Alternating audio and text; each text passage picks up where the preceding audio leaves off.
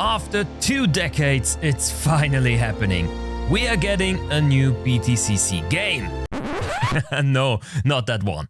At least not for now, as rFactor2 is making use of the motorsport games acquired BTCC license first. I got my hands on the new content prematurely, and I will tell you now why I'm torn whether I love it or not.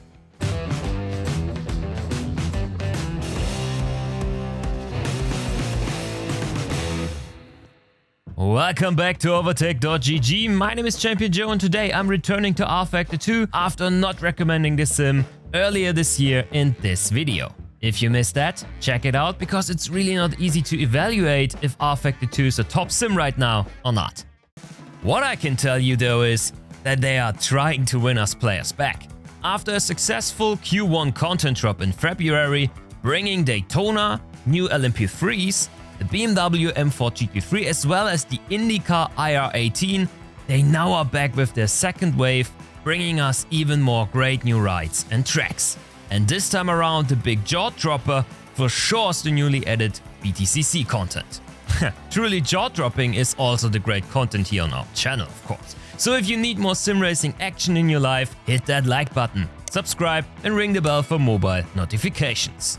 And true overtakies know that a standalone BTCC game from Motorsport Games should have been released this year, but that the plans to do so were scrapped in favor of an rFactor2 implementation. If you need more intel on that, you should also check out this video on the top right on the current situation at MSG and why this could be the end for rFactor2. But this video is not about that, but rather to celebrate the new content for rF2. So let's have a look at the first BTCC content made in over 2 decades. Shall we? Let's start with the 2 tracks. 2 new additions can be found with this update: Brands Hatch and its shorter variant Brands Hatch Indy, as well as Donington Park together with the national layout, so standard fare here. And when it comes to the implementation, I have to say chapeau! Both are almost perfect. The road mesh is superb and feels incredible. Curves and objects are placed nicely, and even the vegetation manages to avoid suggesting that rFactor2 will already be 10 years old next year. Overall, I think that rFactor has made a huge leap in the graphics department in the last couple of years. Sure, it all depends on the right car and the level of detail available, but yeah, I have seen worse looking sims.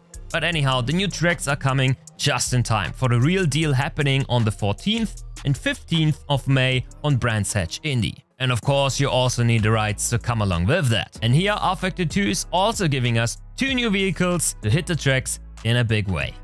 First up, we got the 3-time 2021 BTCC race-winning Toyota Corolla GR of Rory Butcher and Sam Smelt, which is a front-wheel drive that drives like a rocket ship.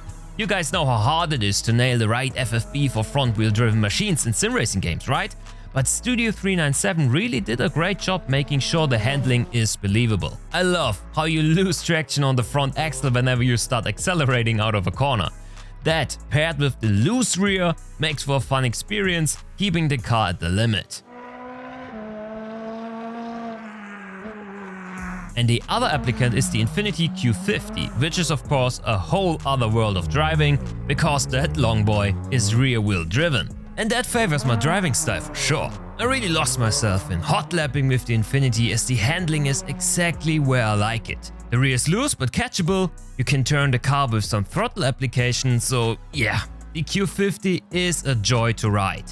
So whatever you taste, there's a car for you.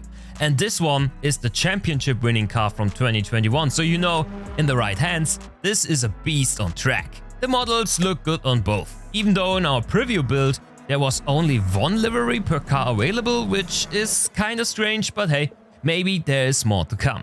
And also the new sound engine is coming into play here. I'm not a sound fetishist like others in the scene, so I'll let you decide.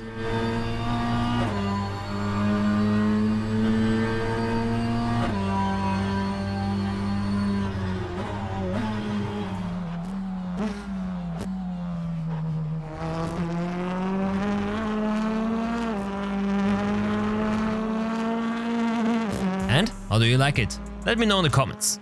So everything is great and you should pick it up without hesitation? No, definitely not. There are 2 big problems I have with this content drop. First of all, and I know this will get better over time, it's a little disappointing to only get 2 cars and 2 tracks for the beginning. A BTCC is so much fun because so many touring cars from different manufacturers come together to compete. Having only 2 out of the 8 cars from the series made available is in my eyes not really a strong outing. The same of course applies to the tracks as well. And I know I just have to be more patient as the other cars and tracks will be added over time, but having a look at the asking price for it makes me lose my temper. I was never a huge fan of the monetization model for rFactor2 in the first place, but the prices for the new BTCC content really are cheek. The 2 cars bundled cost $9. Buying a lone car is $5. 1 track will also cost you €9, and if you want to buy all the content, so 2 cars, 2 tracks, it's €25.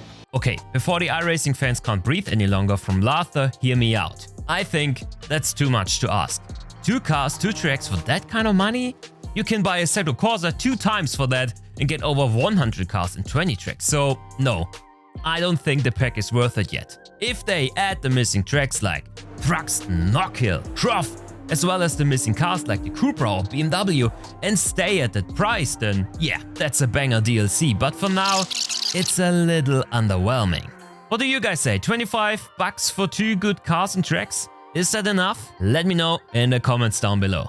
But that's it from me today. Thank you so much for tuning in and see you next time around. Cheers!